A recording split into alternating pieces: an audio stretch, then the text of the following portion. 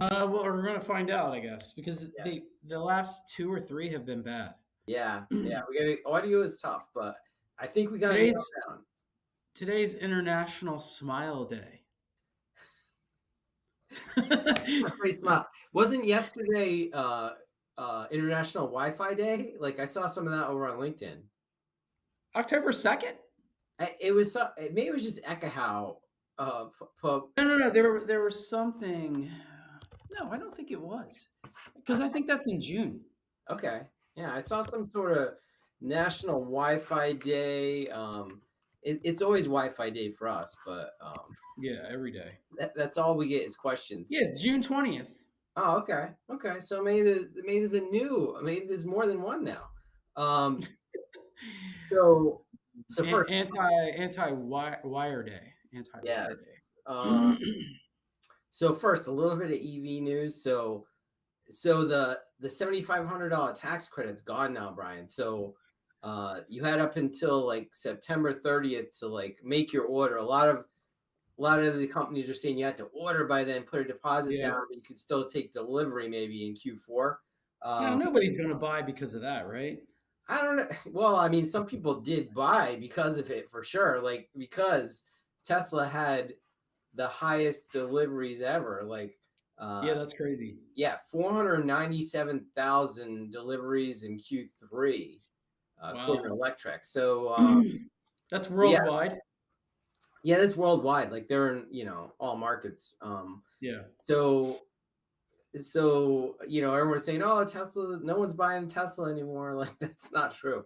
But so what does that do for our cars that qualified for the $7,500 credit? Yeah, Um, what's your theory?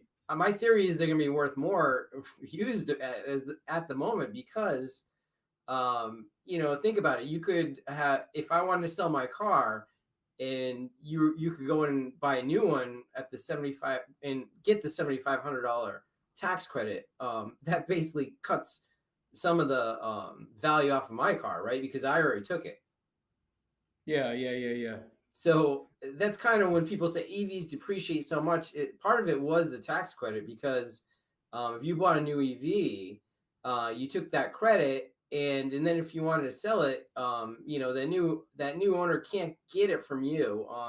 They could get a used EV credit from a dealer, but not from an individual seller, right? Right. And if Yeah. you trade your car in, they're not going to give you that $4,000 used credit or anything like that either. Um, so we'll see. I'll look at the resale values. That should help to normalize, I would think, the resale on EVs, at least the ones that qualified for the credit. Now, Rivian also had a good quarter. They delivered 13,000 deliveries, and I think it slightly beat their estimates. Yeah. What Um, is what is do you know their highest? What their highest has been? Not sure. I didn't look back what their highest deliveries have been, but that's Yeah. probably not it because they didn't fully qualify for the tax credit. I think on leases they did because the vehicles were all too expensive for the most Yeah. part. Has to be under 80,000 to qualify, and you could get a base Rivian R1 for just around 70 probably. But I'm sure a lot of them added some options in and they didn't qualify. Um, so they reduced their total deliveries for the year by a little bit. So Mhm. we'll see. The market went down a little bit yesterday. You saw that for Rivian, but they're good. They're starting their R2 production now, so that's like the Model Y, and that thing should sell like crazy starting next That's year. in Illinois, right? Is what you said? Yeah, yeah. Norman, Illinois, they're building all of the first assembly line for the R2s will be in Normal, and then they have a plant in Georgia that they're going to build. So we'll keep a watch out for them, and they're in the new Amazon Prime Mark Wahlberg movie, Play Dirty. Pretty Yeah. cool scenes in there. They have it fitted with tank tracks going through the snow. Like that's the first Rivian chase scene that I've seen in a movie. Yeah. So that was pretty cool. So apparently Rivian's highest quarterly delivery is 14,000. 14,000. Okay. Yeah, just over 14,000. And Yeah, that so was in 2024. they're hitting like, around 50,000 deliveries a year, and that's including the truck, the SUV, and the Amazon delivery vehicle, um, which we Oh see a yeah, lot of yeah. around here. Yep, I've seen Um, around here. you do see them there too, yeah. I mean, Yep. they're Yeah. they're basically everywhere. It's crazy, and the drivers don't even know it's a Rivian. I don't think it just says powered by Rivian on the side. Um, Yeah, I don't think I've seen that little, I don't think I've seen that before. I'll have to look for that. it's on the side bottom trim panel. You'll see it, but it's Oh, okay. not. It's definitely, Amazon is probably like, we don't want that to stand out. We want it to be Amazon, right? It's Yeah, yeah, yeah, Amazon yeah. brand. So all right, so back to some Wi-Fi news here. So first of all, we talked about standalone versus cloud. Like, that's one thing I didn't mention Oh, before. yeah. A good Yeah. So, topic. so what's your take on that? Like, we were thinking about, like, should we have a standalone mode in the cloud access points, right? Yeah. Um, I would love to hear, like, if anybody's listening, I would love to have any comments in regards to having the option for like the ingenious access points to be in a standalone mode, specifically the cloud ones. yeah, We used to, obviously we we we that's where everybody starts, right? You have a standalone configuration, so you can log into the AP individually. You can set up SSID security if you have radius authentication. IP addressing you can do today, right? But IP addressing, what else? What else can you set up in that um, standalone yeah, mode? I think that's pretty much everything, right? Like, like IP addressing, SSID with encryption. Um, Pretty like, the APs that have standalone mode now are pretty basic. They don't let you do, like, captive portal and all that stuff oh, right. captive portal would be another thing. Yeah, Wi-Fi scheduling. yeah, Yeah. So if you had that option in standalone mode, you didn't have to do it in the cloud. You had it in standalone mode. Is that something that you're looking for? Like, yeah. that's what I want to know. Okay. Um, I do have a survey that's going out. So I'm very just curious about that. I was watching a video, um, I'll call him an influencer, and a lot of comments were, basically they wanted standalone mode, which I was surprised to hear about because cloud is so easy. Yeah, yeah. And For are us, people still afraid? I don't know. They're afraid they're gonna be charged something, maybe, or like it'll shut down and their Wi-Fi will stop working. I mean, I Advertising too. I saw a comment around advertising. yeah, I mean, Like, I maybe guess you could do that, but we're not doing that, right? no, maybe so. Yeah, I mean, and the thing is, once it's configured in the cloud portal, you really don't have to go back there again, right? Like, uh, unless you're going to make a change, but that's when it gets really helpful because you can remotely make those changes. And Yeah, definitely. Like, if you're making a change, it's probably because somebody's complaining of a problem, right? yeah, So, and that cloud allows you to do that remotely, like you're saying, like either through like a phone app or through like a portal from your desktop. yeah, Makes it really really easy. And nowadays, like, I mean, we've added a lot of troubleshooting tools as well, yeah, which is a big deal.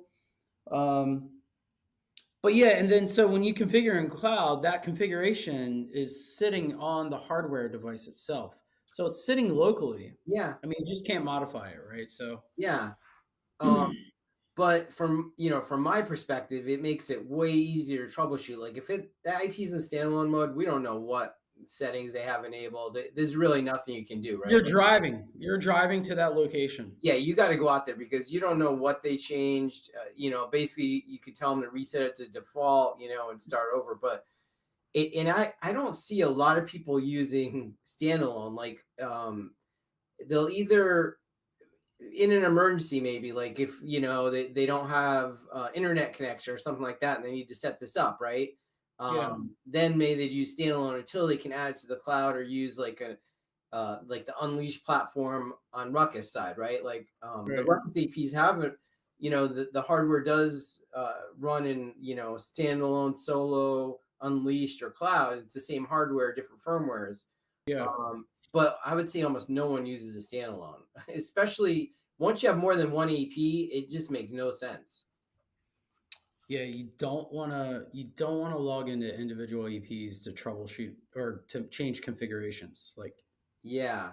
it just Now, makes no sense. But is it CLI? Is it because I want to use a command line interface? I don't know. But you wouldn't be CLI anyway. It'd be a web-based interface for standalone, right? Yeah, but it used to be, in the old days, right? It was like, well, how come I can't do this on through CLI? I don't Yeah, want to go through, because it's not fast enough. I can't do yeah, it fast enough. right. Like So I have seen people on switches with CLI and do it very quickly. Um, but yeah, like I don't know. I yeah, don't that know. is one thing about the cloud is you have to make the change and then wait for it to update for maybe a minute or something, right? It's not like Yeah. immediate. But the No, power. I kind of like I'll push back a little bit because like the changes I've made millions of changes Mhm. like on APs, and it's pretty quick. It's not 2 minutes. Yeah. No, Like it's pretty it quick. writes the change right away. It But does. what you're waiting for is a reaction within the cloud to see if it actually changed. Yeah. Is that's what you're waiting on, right? Exactly. So Like so yeah, when you push that change out to the cloud, it goes instantly to that access point and it starts applying the change, right? yeah, Um, and that may disconnect the SSID because you made a change to it, right? Or yeah, something with the radio settings. Um, or if and you can test that by saying there's a blink function right in the app that you can blink the lights on the AP and it's like instant that once you do yeah. that. That's a really good example. Like if I click blink this AP, it Yeah. will immediately start blinking, Yeah, so right? it's instant, but then like you said, it takes a second for the not a second, it takes a little bit for the cloud interface to update that change, right? And read it Yeah, back. for you to be able to like say, okay, yeah, the change has Yeah, gone through, yeah, right? but and that's I mean to be able to remotely monitor and manage the APs, that's like not an issue as far as I'm concerned, Yeah. because it just gives you so much more power there, and I'm like the standalone mode would be okay. I would keep it really basic that someone would only really use it in an emergency. You know what I mean? Like they can't get to and you don't even need internet to use the cloud. You could configure the AP like in your office where there's internet, bring it to a site there is no internet, right? And it would still have those settings. Oh yeah, 100%. Yeah. Um, Yeah, I could configure an AP through cloud to an AP here, yeah, unplug it, take it to my house, plug it in, and it's going to show ingenious Wi-Fi or something, yeah. whatever it is, right? And it's going to have all the configurations. But I could see if a site did not have internet that it may be, it's going to be pretty basic anyway what you're doing with it. So maybe that's when you would use a standalone mode, maybe. Are people using SNMP to manage I don't know. APs? I I mean, if you have a don't knock, they're using some sort of, they are, right? Or they're using their own. But that's all still, maybe it's because it's enclosed and it's not cloud, it's on Yeah. their own So server or you're something like asking that. like, I know what you're saying. You're asking like, so MSPs maybe they have their own software that goes out and manages the configuration, right? They don't want to Yeah. use anybody else's cloud.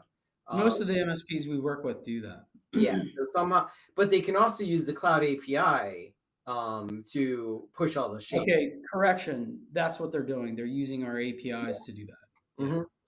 So, yeah, I'm seeing little use for standalone, but let's see what your survey comes back with. I'm sure people, when you ask people if they want something, they're going to be yes. Why not? Why don't I want it? Like, you know what I mean? Yeah. Like, well, let's see. Send me a link. We'll put it in the video in case anybody wants to comment on that. And then we've been looking out. We want to see what's going on in the home networking space, even though most of our customers are business, uh, the home networking is kind of what drives it, right? Because like they'll get this stuff at home, they want to have it, then they'll use it in the business operation. They trust it, right? And then they can use it in a business, Right, right? right. We see that happen a lot. Like that's how they come from like home enthusiasts, the engineers, and then they'll want to use the same stuff at work, right? They'll push that. So we're just looking like in the Reddit home networking forum, and you know, I was just looking like for a post verse about Wi-Fi 7, like how people are doing with Wi-Fi 7, right? Yeah. And there's a lot of like misinformation or issues, people having issues. So one thing I saw was a lot of MLO, multi-link operation, confusion, Hmm. and issues. Like they're asking what band should it be on? Should I have it on all three bands? Should I have it on 5 and 6? Now, Wait, what would you have on three I bands? mean, I would Are you broadcasting on three bands? Because for MLO. multi-link is only Okay, so going to there's an offer it on. option in some configurations. Is an option what band you want to enable for multi-link for Yeah, yeah, Wi-Fi yeah, yeah, 7. Now yeah. I don't know if Ingenious has that anymore in their cloud. I think I looked and it was just like enable it or not. I think you could turn MLO on Yeah, or you just enable MLO, and if you're broadcasting across the three SSIDs, yeah. it's going to do it on 5 and 6 gigahertz. Oh, it does. Okay, so it doesn't Yeah. pick two. Wait, say again? So it won't put it on two then if you have all three enabled. No, unless you have like 6 gigahertz and 2.4 on, I that's when it gotcha. will. That Yeah, then it will do it. Okay, so yeah, because it's only using two of those bands for MLO. yeah, It doesn't use all three. Now on the Ruckus side, you can actually pick if you want two. Which two bands do you want? Okay. yeah. Um, Now I remember when the R770 first came out, they said um, use 2.4 and 6 because they're spaced far further apart. There's less like co-band interference maybe on those two. But On 5 and 6? yeah, yeah, Yeah, because it depends on your filters, right? yeah, yeah. So So if you that's have what they good recommend. filters, high quality filters, you should be okay. But Right, they should be. It should be okay, but they recommend that initially, and it's interesting. Like when I first did my Wi-Fi 7 test on the iPhone 17 Pro, um, the my Ruckus config had 2.4 and 6 enabled, right? hmm. And I saw slower speeds than if I enabled 5 and 6. So once I did that, I saw faster speeds. And then Genius had Interesting. that enabled off the bat, I guess. So Hmm. it depends, but multi-link is really not to give you faster speeds only. It's more to give you a more reliable connection, right? Yeah. And supposedly less latency, but um, I see people saying that if MLO isn't implemented properly, like on the hardware, like certain vendors still don't have it implemented properly, it was causing more latency Oh. for whatever reason, because it's trying to switch between the bands, what band it's broadcasting on. Have you seen that with ours? I have not seen that with either Ingenious or Ruckus. I haven't seen increased latency. I've seen faster speeds, less latency, and I've had Yeah. no roaming issues. Have you seen any roaming issues with it I haven't enabled? had any roaming issues at No. all. I mean, the one thing that we were talking about is like the range of 6 gigahertz is the Yeah. other thing, right? Yes. But yeah, I haven't seen any roaming. In fact, it might be better. Yeah. It might be better. Yeah, because Um, when it's using MLO, it's basically grabbed onto two bands, and yeah, 6 gigahertz doesn't go that far, but if it's on 5 also, or even 2.4, it should continue that connection without having to roam to another yeah, or switch to another band. yeah, So it should. yeah. Maybe I believe that's why roaming is better is because if you're using and we're using MLO right at the office, um, that transition's much much better, It should be, right? yeah, because it's already on both bands. Yeah, Whereas otherwise, you could see if it's going from like say 6 gigahertz to 5 gigahertz, you may have a drop, right? Like yep, um, as it switches radios, right? yep. Um, so we haven't seen that problem with our hardware. ECW 536. I'm mostly using ECW 520 Yeah. tri-band APs. Now, I would mention I was working with a reviewer, and he did have problems with MLO on our 520. 520. And yeah, and so there was a default setting that we had in place that there's a known issue with, and that let me see if I can remember what it was.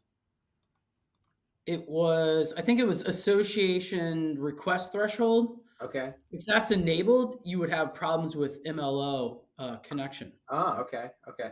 That was a So setting on the access point. setting on, yeah, yeah, yeah, Okay. on the access point. So, like in our radio configurations, um, you can disable or enable that Mhm.